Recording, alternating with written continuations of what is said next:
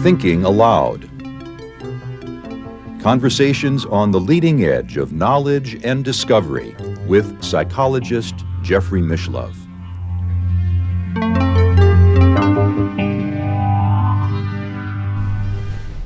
Hello and welcome. I'm Jeffrey Mishlove, and this is part 2 of our 3-part series on the practical applications of precognition. With me is Marty Rosenblatt, a computational physicist who has had a long career working in the industrial and military sectors. Marty is also the president of the Applied Precognition Project. Welcome again, Marty. Pleasure to be here again. In the first episode of our 3-part series, we talked about the history of remote viewing and in particular, the associative remote viewing methodology, which is the basis of your work in applied precognition. Let's summarize briefly how that works.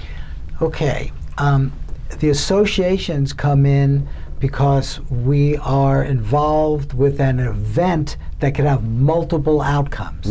And so we associate targets with each of the possible outcomes, and only one of which, the actual outcome, is shown to the viewer. The association is arbitrary. Arbitrary, random. In fact, we do this with computers, and only the computer knows. The reason for the association is that a picture target is easier for a remote viewer, clairvoyant subject to see than something as concrete as the outcome of a sporting event. Exactly. And you should know that the viewers not only pick up the visuals that you get from a picture, but if there's action, they can pick up the fact there's action. They can pick up smells, they can pick up sounds, which they do quite often. So it's really remote sensing using all of the senses.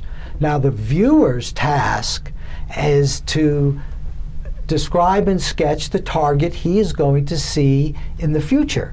Okay, period. In between that is a judge who will then take the viewer's transcripts, whatever comes from the viewer's subconscious up to his consciousness, he puts on a transcript, given to a judge. The judge then is able and does look at the possible outcomes. We generally use 2. And the judge then makes a choice that it's association 1, say, or association 2, the picture 1 or picture 2, or he might pass. Sometimes the viewer gives descriptions, doesn't match either one.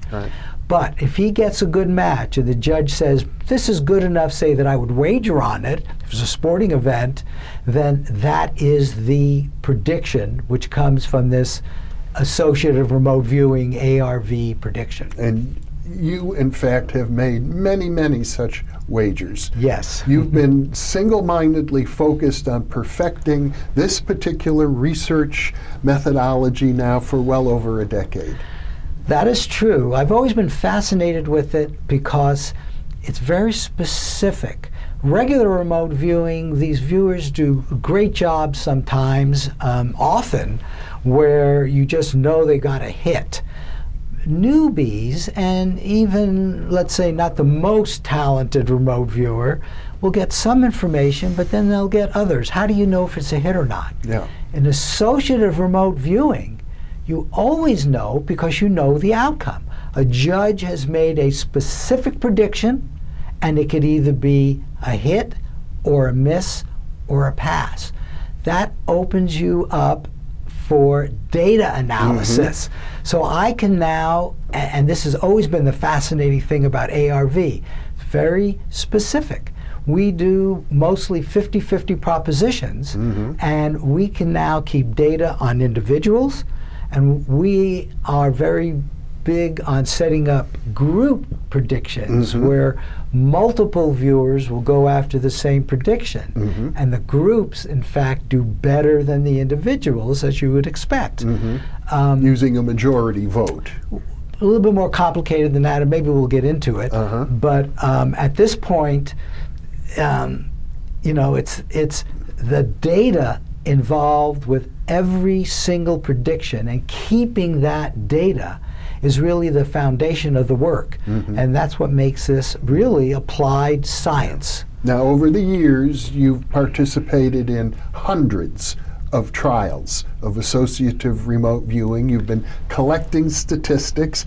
I think it's very interesting to say that in these hundreds and hundreds of trials, you have a batting average well above chance.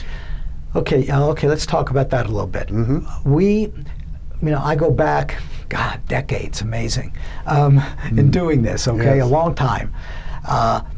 The data just recently has been put together on the basis of everything I've learned in a new protocol. We call it the Winning Entanglements Protocol.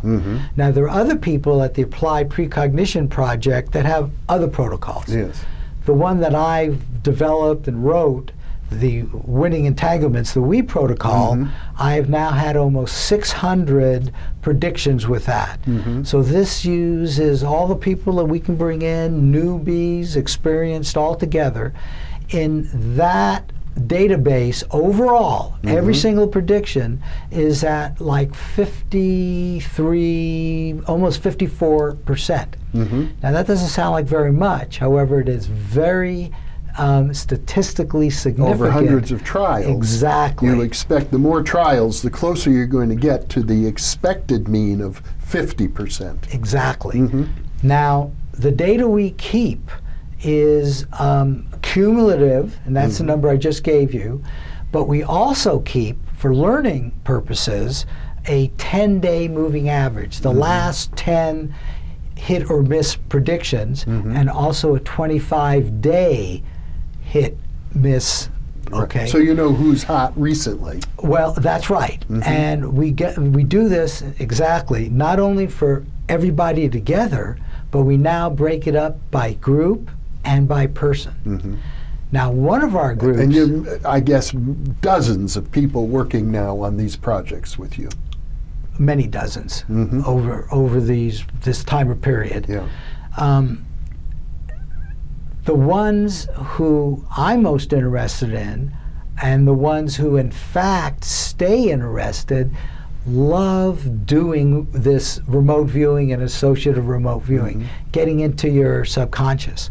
That's why the 25-day one is so important to me, because we're getting at, that's what I'd call a medium term. Takes a month or so to get 25 predictions. Now, and that's working on them one a day.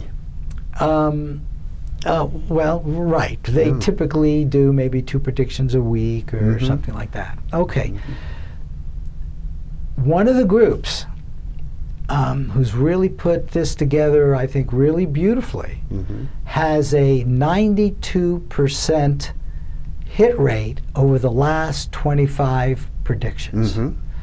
Now, that's rather incredible. And I'm assuming it's not balanced out by a different group that has a 92% miss rate. No, not balanced in that way. Again, the average is above chance, but they're not all at 92. I gave you the best, let's be clear on that. But I did that because the odds against chance of that group, who overall, since the beginning, they're at about the 73% level overall, the odds against that are 1 out of 1,500. We don't have 1,500 groups. Okay. Okay, so there's clearly something going on here, and people are using this. They are wagering. That group does nothing but sports events. We have other groups that do financials. But let me ask you this, because I used to participate in some of your projects going back, probably 10 years ago, before you developed this most recent protocol. And even way back then, the overall hit rate seemed to be about 60%, as I recall. That's right. Some of the groups and overall was about 60%. Group hit rates are still roughly 60%, but not all of them. Again, one of the things we want to do and will continue to do is to bring in new people. It takes a while for them to get adjusted. Some of them, we get beginner's luck, but not all. Well, the research originally reported that we discussed in our first interview in this three-part series, the work done at SRI International, they were at nearly 100% in their hit rates. So, of course, you're doing many, many more trials than they did, and you're working probably with more unselected people than they did, but you're not attaining the dramatic levels of hits that they reported. And that's true. And what they called hits, again, was in the remote viewing world, not ARV. Yeah. So there was enough similarity to the target that they called it a hit. Yeah. And I'm not even going to quarrel with that. I've discussed that with Russ Targ, and we don't know what happened. He actually, and I don't remember the fine details, but there were a disagreement about him as a judge with someone, and he says after that things turned a little more sour. And maybe again it's all psychological. And well, the chemistry of the people working with each other is very important, and I think it's quite important that you've stuck to it for so long. And I think the long term, I think the long term part of this is key. They maybe did very well in this one, and then they took a break, and we encourage our people to take breaks when they feel like it, and others. But frankly, we do not understand. They had very good early successes, and we have not been able to match that, but here's a case where we did. And we had a whole webinar where he explained his approach. And he does do it different than a lot of the other group managers. He spends an extraordinary amount of time on it, which is maybe what they did at SRI. In other words, each of your groups has its own manager. Group manager, and the group manager brings in viewers. And they have a lot of latitude in terms of the methodology and the approach that they take. Complete. Because you encourage these people to experiment in different ways. Exactly. And you're keeping careful records on all of these groups as they move forward. Exactly. And now, one of the things I think that a researcher like Russell Targ would say in response to the question of why aren't you getting the nearly 100% hit rate that he got is that they were very careful to only do these occasionally, and each time they did it, it was a very special occasion. They get together at this $100 million military industrial think tank. They have lunch in a wonderful cafeteria. They're very relaxed.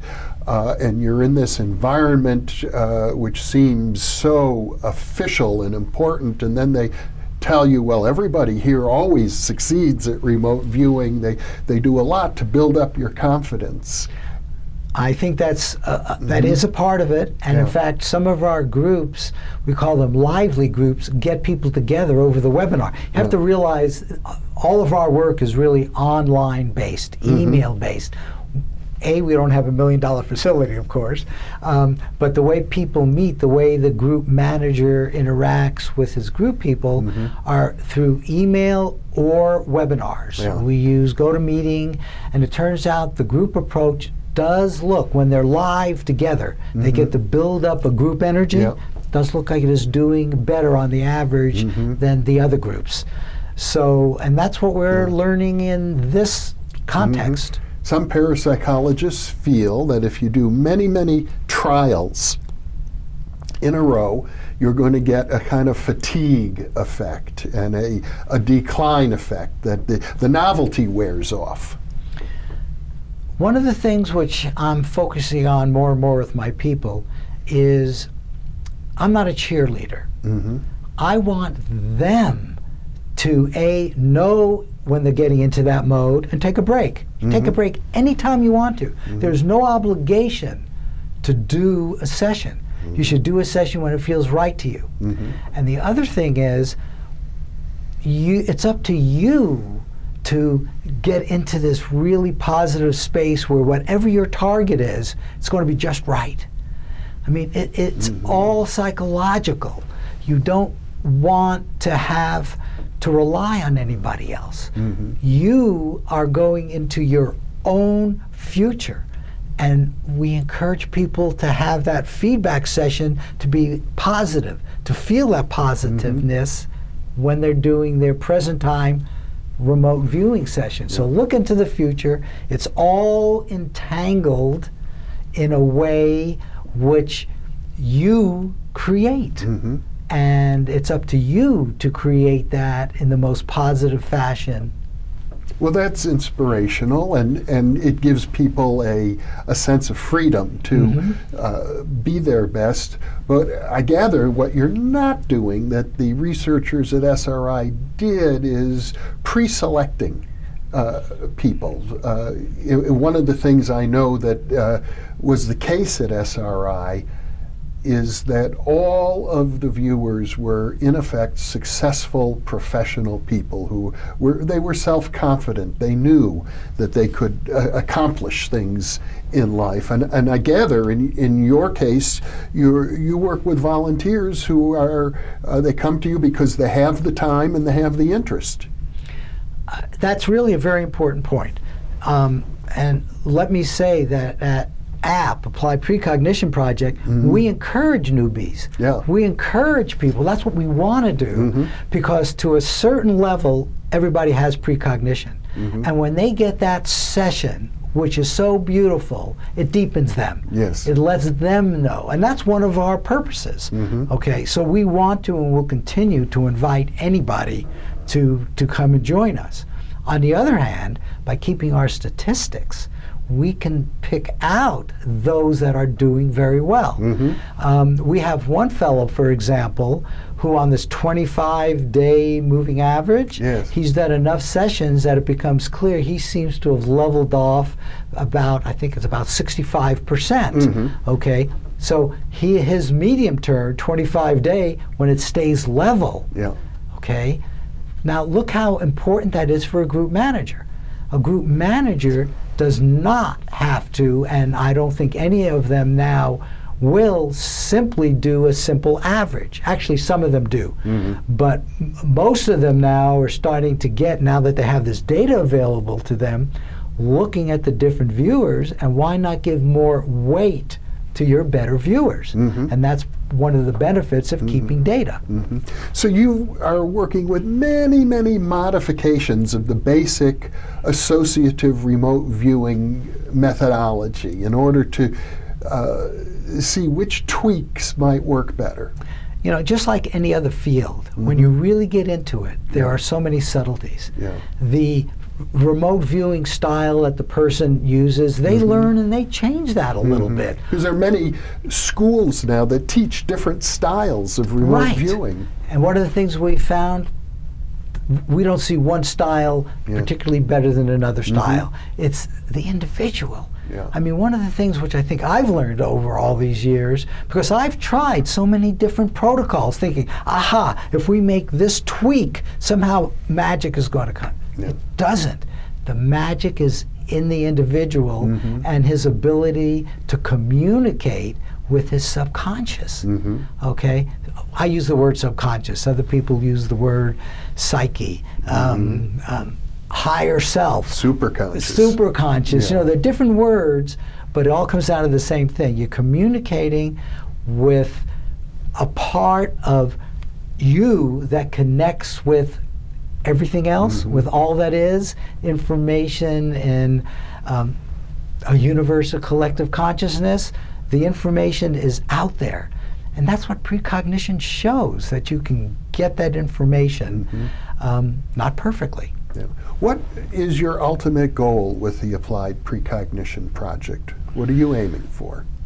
I want to be part of what is already a paradigm shift, okay? And there are a lot of aspects to that, but I see our work simply being part of that, a realization that we as human beings are far more capable than we normally give ourselves credit for, that the universe works in ways which are much more marvelous than we usually give credit for. And that includes being able to get information from the future. I mean, that's kind of amazing. And your own future. Hey, how about getting information from a wiser part of yourself? Well, I can imagine some viewers at this point are thinking to themselves, he must be rich. He must have made a lot of money if he's been doing successful precognition for over a decade and wagering on sporting events and investing in the financial markets. He's probably a super wealthy person. And you mean in dollars? Yeah. Because I feel like I am wealthy. You know, wealth has a much broader meaning than dollars. Sure. Okay? And that's what we're working on in terms of our viewers. Once you accept that this capability exists, and if you feel you can get up to 60, 70%, and you can now see it, so you get confident with it,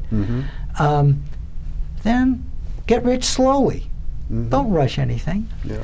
I know you told me earlier that one of your goals is to make 1 million millionaires. That's right. That's right. I'm not interested in becoming a billionaire. I'm interested in getting a lot of people who get involved in this and each use it in a fashion that makes sense to them, but make money. Why not? What better application? Nothing wrong with money. You get to then use it in ways that feel right for you.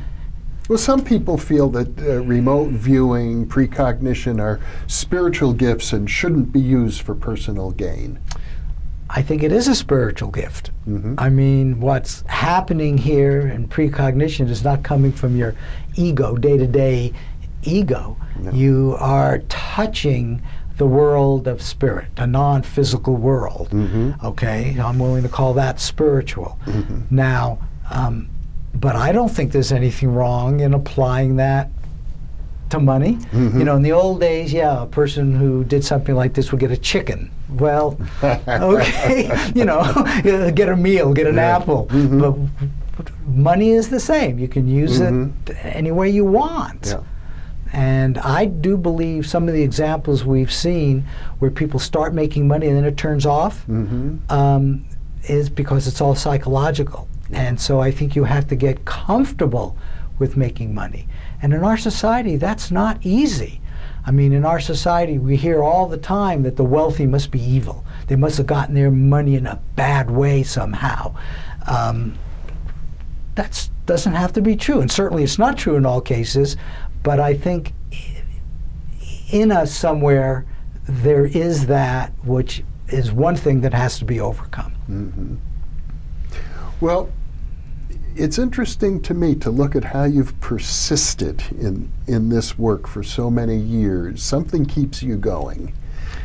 Because as you point out, it's not always successful. There are hits, there are misses, there are good days, there are bad days.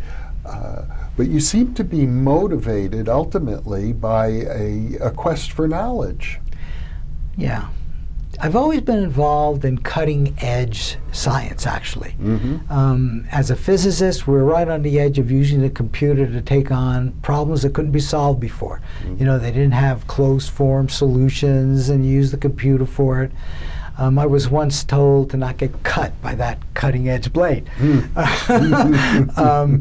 Here, it's the same thing. I feel we're right at the edge of something which is very exciting, and it does keep me excited and motivated, and you know, when it stops doing that, I'll do something else. Yeah. But in the meantime, you're accumulating an enormous amount of data from each of your groups about the various nuances and changes they make in the protocols, as well as the track record of each individual viewer. And as I recall, you've also noticed that when people are going through a stressful time, their scores tend to drop. Yeah, there was a case of a person who was going through a divorce, and her score started dropping, and I talked to her about it, and she says, yeah, I'm going through this divorce. And I said, you know, you don't have to do this, you can stop. She says, it makes me feel so good to do, you know, people like getting in touch, and there's this cool down, which is a little bit of meditation-like, and you quiet, and it's comfortable. But her scores did continue to go down. Even though she tried to get over it, she wasn't able to.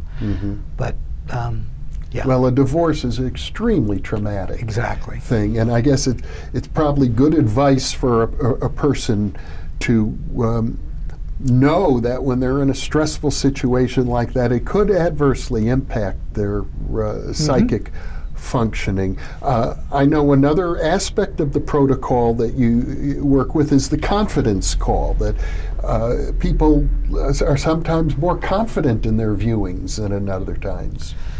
We have a confidence ranking. Actually, Russell Targ invented that, 0 to 7. So the judge, and a lot of people do self-judging, independent judging, they will do a confidence ranking. But then the group manager does an overall confidence ranking as well. And building up that confidence is an important part of the process. So that does go on. I just want to say, the older work that we did, we didn't keep the individual data in as much detail as we are now. You're doing much better record keeping. And making it available to each of the viewers in a way which is helping them. And we definitely see improvement in some of the viewers. It's quite nice, if you will. So what you're going for is sort of slow, incremental improvement on this paradigm. Well, that's right. Marty, our time is up. Thank you so much for sharing this half hour with me. Certainly my pleasure. And thank you for being with us. Be sure to check your listings for part 3 of our 3-part series on the practical applications of precognition.